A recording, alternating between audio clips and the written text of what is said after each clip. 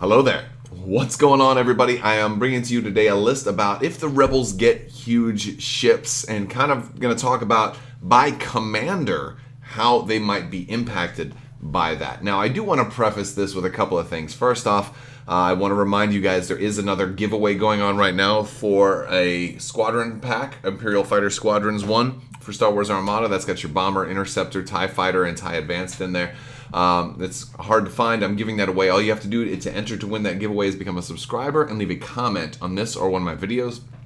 That video, the announcement for the winner, that should be just after New Year's, so stay tuned for that. I typically announce winners at the end of my videos. But I also want to preface this with, I have long since, ever since the Super Star Destroyer was announced as a huge class of ship, I've said I don't think we'll really get one for the Rebels. I think certain other factions are more likely to get those if and when other factions come to Armada. Sequel factions, for example, I think the Resistance could get it. We've seen the Radice. The Radice certainly appeared to be larger than normal large ships, so I think that one's a candidate. It doesn't have to be as big as the Executor just to be a huge ship. You know, huge ship is just a different class, and so you can have some variation within that class. Look at an MC-80 versus an ISD, for example. They're different sizes. Look at just the small ships, right? Look at the Hammerhead versus a Gladiator. You have some variation within size classes. I also think, you know, in the Clone Wars factions, we've got ships that could fall into the category of huge ships. The Lucrehulk, for example, I think could fall into that category, although I don't think it would be two bases in front of each other. I think it would be two bases side by side to support the weight. But regardless, let's say, for example, the Rebels did get huge ships. You know, you've got the Viscount, or what I've been told is pronounced Viscount, which I have a hard time saying it that way because you get a discount at a store, you don't get a die count, right? And Star Wars likes to pronounce stuff all kinds of weirds, like the Tantive E4. It should be Tantive 4. But anyway, I'm going to get off topic if I keep going off with pronunciations. Maybe that should be a whole nother video. So let's say like the Viscount from Legends ended up making it in. You know, you have this big Mon Calamari ship, or if not that, maybe something else. There are all kinds of new things that are showing up in the Galactic Civil War timeline, and more to show up in the future. You know, but whether it's something from one of the new shows that's going to be coming out, maybe The Mandalorian will feature, and the Mon Calamari had this ship, and it's going to be maybe loosely inspired by this. So new things can creep into canon at any point. Plus, Star Wars Armada does not have to exclusively pull from canon. They're just more likely to do so, especially if there's a new product or movie, film, comic book, or something that's making use of like a new character or ship. So anything could potentially happen. It could be some kind of big battleship, could be some kind of support ship, could be some kind of freighter that has no weapons. So, you know, it's just all that matters for it to be a huge ship is that it's huge. So there's a lot of possibilities. I mean, heck, the Rebels have even used a Lucrehulk in the past. So we're going to look at the different commanders and see, you know, how they might either break or be impacted, what influence they would have on huge ships. And it's going to be some interesting things to look at. So first off, let's look at Akbar. I don't think Admiral Akbar would be too broken with a huge ship. First off, if a huge ship does have a point cost relative to, you know, the Executor rather, it's going to take up a lot of your list, so you're not going to have that many ships. I also want to point out that in the case of the Super Star Destroyer, it's got 6 arcs, but it doesn't have double side arcs on each side. It's got a left and right, which is the front, and then it's got the auxiliary left and auxiliary right, which do not count as left and right hull zones. Those count as auxiliary left and auxiliary right. And so I believe that if that were the case, if Akbar were to have a ship that's built out like the Super Star Destroyer, he would only impact that front left and front right hull zone, not the auxiliary left and auxiliary right. Of course, we'll let that go to an FAQ if it eventually happens, but I have a feeling that's how they would do that. And I believe that's good future-proofing in the design for the existing huge ship, or the Super Star Destroyer, and that it has auxiliary arcs and not just treating it as a left and right arc. Same thing goes for enhanced armament, the upgrade, which increases your left and right battery armament by a red die. It's not doing that for both side arcs on each side. He's just doing it for the front left and front right because those are the ones that are considered the left and right. So I don't think Akbar would be broken. He actually, there's situations when he could be potentially useful on a huge ship, but I think he would actually probably not be that great for a huge ship. But it depends how it's built out. If a ship were designed that its front left and front right, or basically its left and right hull zones were the main hull zones, then so be it. Or maybe the Rebels get a huge ship that doesn't have auxiliary arcs. We don't know if every huge ship that ever comes out will always have auxiliary arcs. That may be something that just some will have. So it's worth pointing out that Akbar, as he stands right now, doesn't seem broken or incompatible with Rebels getting a huge ship. Sato. Much the same for Sato. Sato doesn't potentially have anything that jumps out and says this is incompatible with the Rebels getting a huge ship. It does, give you a lot of options and stuff to think about if you're designing a Rebel huge ship. Like, do you want that Rebel huge ship to have red dice, at least 2 on each side, which would be good for Sato? And do you also want that Rebel huge ship to allow the ordnance upgrade and and of course the weapons teams for ordnance experts? So if that huge ship can, in theory, trigger black criticals at long range, then you have something to think about with Sato. And of course you want to think about titles for a huge ship too. If it's an offensive title that could somehow synergize with this ability, then it's certainly something to think about. But on its own, I don't think Sato is broken with the idea of Rebels getting huge ships. I don't see any problem with that. Garm Bel Iblis. Garm doesn't seem all that bad. I think, depending on some of the things that we have seen, and depending on what other upgrades a Rebel huge ship can take, there might be the opportunity. Like, if you could put engine techs on a huge ship and maybe wanted to reserve your commands for something else, because we do know that, I don't think Garm will be great on a huge ship, but there's certainly nothing that breaks it. We know that when a huge ship is getting, reveals a command dial, they're also going to get a matching token. So they won't really need the token from Garm Bel Iblis very much. So a lot of it really depends. Now, if they have fleet support, then Garm is actually going to work a little bit better with them. We know that one of the Superstar Destroyer cards has 4 fleet support options on it, and so if that same level of multi-fleet fleet command rather. If we know that multiple fleet command upgrades are on there, so if you wanted to run intensify firepower and all fighters follow me and all the shields and all of that, then maybe that would be a good platform for Garm, because that would be a pretty cool way to do it, especially if it has a command value of 4 as well. Now you could get all of your command tokens. And we know that there are some interesting synergies with tokens on the Superstar Destroyer. So this one is a possibility. And while it seems like it could be potentially strong, depending on how a Rebel huge ship is designed, there is enough stuff to get tokens to other ships that I don't think this would be broken. And I think his cheaper point cost actually could help him synergize quite well with a Rebel huge ship. So I think Garm has the... I don't think he's broken. I think he has the potential, depending on design, to be quite decent with a Rebel huge ship. General Kraken is not going to do anything for a Rebel huge ship. Not at all. I mean, maybe if you want to put a couple of smaller ships along with it, but on his own, certainly not broken, certainly not doing much of anything. That was the easy one. We can go right past that one. Because, again, it has to be a small or medium ship is defending. Ain't none of that. I mean, you might have that elsewhere in your fleet, but that's not really going to synergize that well with a huge ship in general. Unless, of course, the huge ship has some kind of title where it eats small ships, like, eats friendly ships. That doesn't even sound like something the rebels would do. So, there's nothing innately. Donna's always going to be good. I don't think anything about him particularly synergizes with a huge ship, but at the same time, nothing about him seems like it's broken with a huge ship.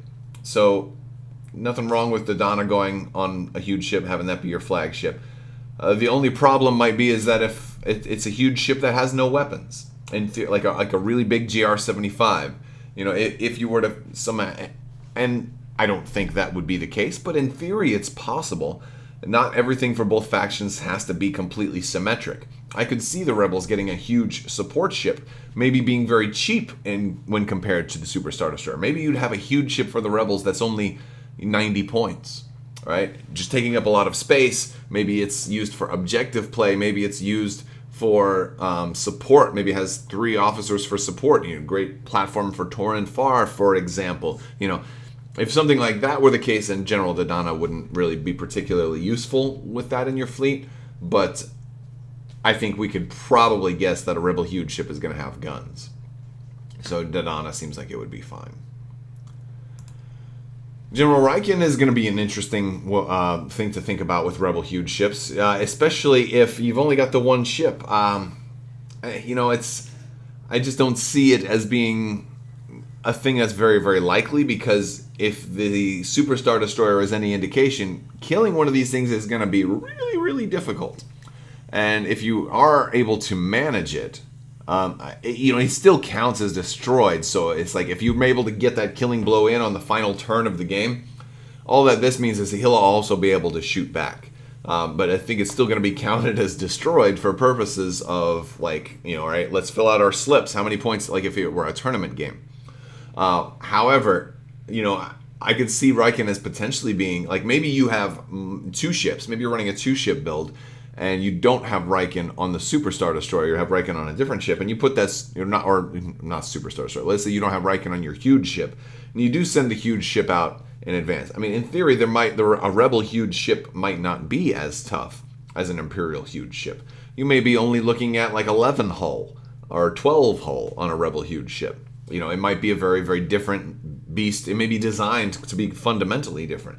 And maybe it might end up being in a place where it wants to get up close and roll only black dice and do things like slicer tools or who knows. And maybe it will actually be at risk. So you might find yourself in whoa, you know what? Raikkonen's actually might work really well with it if it were designed completely differently. But the only thing we really have to go off of is the Super Star Destroyer's design. And I don't think Raikkonen would really provide a whole lot of benefit for a ship like that. So on his own, I don't think he's broken, but I just don't see a whole lot of benefit being gained this way. General Madine might actually be very useful for a huge ship, especially if the Super Star Destroyer is any indication. The nav is going to be a very, very useful command, and Madine is really making extra use of that. We know that Madine is going to give you an additional yaw if you had a dial, and if you have a token, you can use that for either the yaw or rather either the speed or a yaw. So he also enhances a token. So a huge ship with Madine would be as cool as a Super Star Destroyer with Jerjerrod, except he's not, although Jerjerrod gives you the advantage if you don't have to do the nav token. So I think Jerjerrod's going to be probably maybe a little better because you can do engineering tokens and stuff like that instead. But Madine is going to let you take that nav token and get a tremendous amount of mobility out of a ship that presumably won't have a very good mobility. If the Super Star Destroyer is any indication, we might get no yaw clicks, and so Madine will be tremendously useful for a ship like that. Although he will kind of lock you into doing nav commands each turn. So perhaps there'll be some other way that you can get additional commands as well. That might be something that a Rebel huge ship would want. All right, Mon Mothma, I don't see her as providing any real benefit. I see it as being very unlikely that a Rebel huge ship would have evade tokens. I could see, in theory, if they came out with the equivalent of a Captain Nita for the Rebels, then possibly. But then again, I do have to consider the fact that we may be looking at something totally different. I'm going to give you an out-of-the-box scenario for a Rebel huge ship. Suppose a Rebel huge ship is not actually a Rebel huge ship. Suppose a Rebel huge ship is a huge flotilla, and it's got, 7 different ships. It's basically a huge swarm. It's treated like a huge ship as far as certain other things are concerned, but let's just say it's a swarm on a huge ship base, or a huge base, so the 2 large bases. And it's just like a Christmas tree of a base, and it has Dornian gunships, hammerheads, CR-90s, Nebulons, and nothing bigger than a Nebulon, so no MC-30s or anything like that. something like that, in theory, could be really cool. And if it has 6 defense tokens, I could see it having 2 or even 3 evade tokens. So if that were the case, I could see Mon Mothma being useful with it. But that's only if they took the huge ship concept for the Rebels and just completely went outside of the box. Effectively, it would be a huge flotilla, which would be incredibly bizarre. No doubt about that.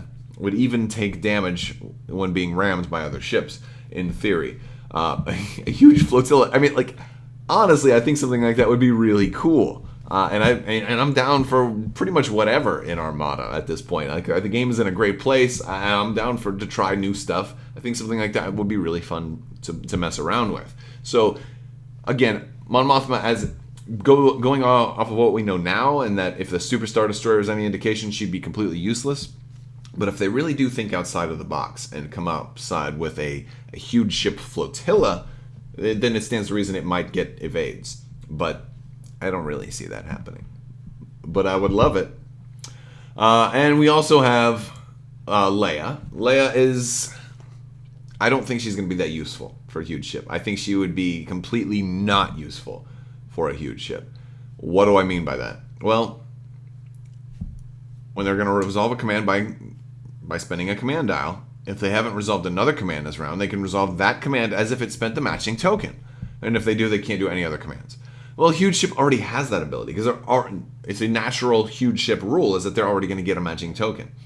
So actually, Leia does nothing more than limit them, because you may want to pass additional tokens to them. So she's already 38 points, gives a huge ship nothing, and provides the problem that they also additionally they can't get. They can't do any extra commands if they had the ability to get extra commands via a CommsNet token passing or whatever. So Leia, you don't want to use with a huge ship. She seems like a bad idea. Granted, that's okay, because it seems like right now with the Empire, there's certain commanders that aren't going to be useful, like not Gerard, but Mahdi. We still don't know, because Mahdi, as he's written, doesn't do anything for huge ships. So we all have to find out if they're going to errata Mahdi. But as of what's printed right now, Mahdi seems to do nothing for a huge ship. As it's printed right now, it seems like Constantine does nothing being on a huge ship. So not every Rebel commander has to be good with a huge ship, and I'm okay if Leia does nothing. My concern is that something is broken with a huge ship. Which brings me to Admiral Radice, because he seems like he would totally be broken with a Rebel huge ship. Let's look. So before deploying fleets, you may set aside one other friendly ship. Any other friendly ship.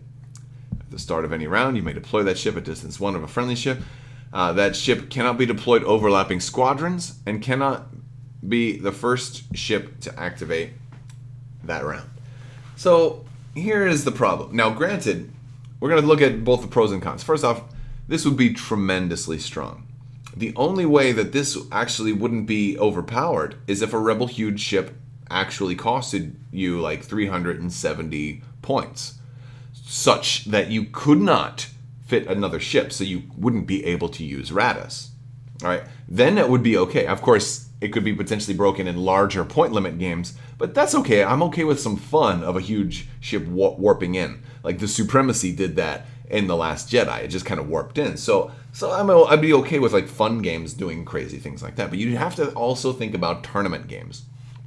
So if a Rebel huge ship was like 370 points, or I would even go so far as this, maybe say 360. You'd have to figure out what, that you can't put Radice on a GR75. So you'd have to figure out, the cheapest ship, which would probably be a Hammerhead, a Black Die Hammerhead Corvette, put him on Radice, or put Radice on him, and then figure out. So, as long as it's not possible to equip Radice on another ship, then I'd have no problem with that. So, but also at the same time, I would like it to be at a point cost where, in theory, Radice could warp in maybe a flotilla if you have Radice on the huge ship. Granted, I would never want to do that, but at least it gives you the option. So Radice is going to be real interesting there, because he doesn't have a size restriction. So in theory, he could warp in a large ship or a huge ship. And so Radice warps in large ships all the time, and it's really fun. But if you had something like, the Executor, Radice being able to warp that in might seem potentially broken. It's not broken right now because Radice is in the Rebels and you don't mix factions. But if the Rebels got the equivalent of that Super Star Destroyer, and it was also priced equivalently, you would have room to be able to warp it in. And so that would be dangerous. Now the counter to that is that it can't be deployed overlapping squadrons. So if you did, because it's so big, you're going to have a lot more restriction on where it can go. But because it only has to be at distance 1, you could deploy it just turn 1, poof, all the way far. That back corner is the only part that has to be in distance 1. That's considered at. Only one part of it has to, you couldn't, otherwise it'd be impossible to fit, even a large ship fully within a circle of distance 1. So it's not within distance 1, it's at distance 1. So it means, your little ship can be here, the huge ship can be like, all right, boom, and then half it's in the opponent's face already. Although if you do that, granted, good luck trying to turn around and not fly off the board in 6 turns. So Radice could potentially be kind of broken. A lot of that depends on where they price a huge ship or what kind of guns it has. Again, remember we talked about before, what if a huge ship doesn't have guns or doesn't have much in the way of guns? Maybe it's geared more of as a support ship. Well, then in that case, maybe it wouldn't be so broken for Radice. Let's say you had, like a big Viscount that's effectively a luxury liner. Maybe it has some light anti-piracy weapons, so maybe like 2 dice in any given, hull zone, and maybe an anti-squadron of 2. But let's just say it's not particularly threatening, and it's there primarily for support, and it has great support options. Well, now all of a sudden warping it in with Radice wouldn't feel that broken, wouldn't feel completely out of control because, well, you're going to put it in harm's way because you're going to drop it right in front of your opponents. Additionally, you could always give a ship like this the requirement of must be deployed at speed 0. And this way that means, whoa, Radice is now suddenly very, very dangerous, or the ambush zone is very, very dangerous for it. So there's things like that are risky. Granted, the Empire has counters to this with the interdictor, but you're not always going to be playing Empire. You may be playing Rebel versus Rebel. You may be playing Rebel versus Separatists someday. You may be playing Rebel versus the First Order. Who knows? So I just think Radice could be real interesting, but a lot of it depends on where they take the design space. I think Radice is potentially the most broken when it comes to Rebels getting huge ships, but that's only if a Rebel huge ship closely or at least somewhat resembles the Super Star Destroyer. It doesn't have to. A Lucrehulk, for example, may not have that much in the way of firepower. It may be more about a support or squadron ship. And if you were to potentially design a Lucrehulk that didn't have the opportunity to take rapid launch bays, well then it may not be that much of a threat. Perhaps the Lucrehulk doesn't have any offensive retrofits. That seems odd for it to be in that position, but for balance purposes, it may make perfect sense. And so like, what would it really lose if it didn't have offensive retrofits? It would lose the ability to extend its squadron range out to long range. It would lose the ability to increase its squadron value. Well, that's not a big deal if you give a squadron value of 6, right? So maybe you put a title on there that says it extends out to long range. There's other ways to make up for the fact that it, doesn't seem to be too risky with rapid launch bays. So a lot of stuff like that. I don't know. It's really interesting, though. If you like this video, go ahead and give it a thumbs up and let me know what you think down in the comments below. We're just talking about Rebel huge ships. How are these commanders going to influence the possibility of Rebels getting them? And in conclusion, I do want to say, I don't think Rebels are going to get any huge ships. At least not anytime soon. I haven't seen anything in canon yet that screams to me, give the Rebels huge ships. I understand that they've used Lucrehulks in the comics, but I think the Lucrehulks are better served being put on hold until we can get Clone Wars in Armada. Maybe you agree, maybe you don't. Let me know what you think, guys. Did I miss any interactions that you think would be particularly awesome or horrendous on any of these commanders if the Rebels were to get huge ships? Let me know what you think. I want to thank all my patrons on Patreon. You guys are amazing. I want to thank you all so much for your continued support. You help make all of this possible. I want to thank all of you for watching. I hope you guys have happy holidays and have a happy new year. and keep playing Star Wars Armada. Thanks so much for watching, and have a great day.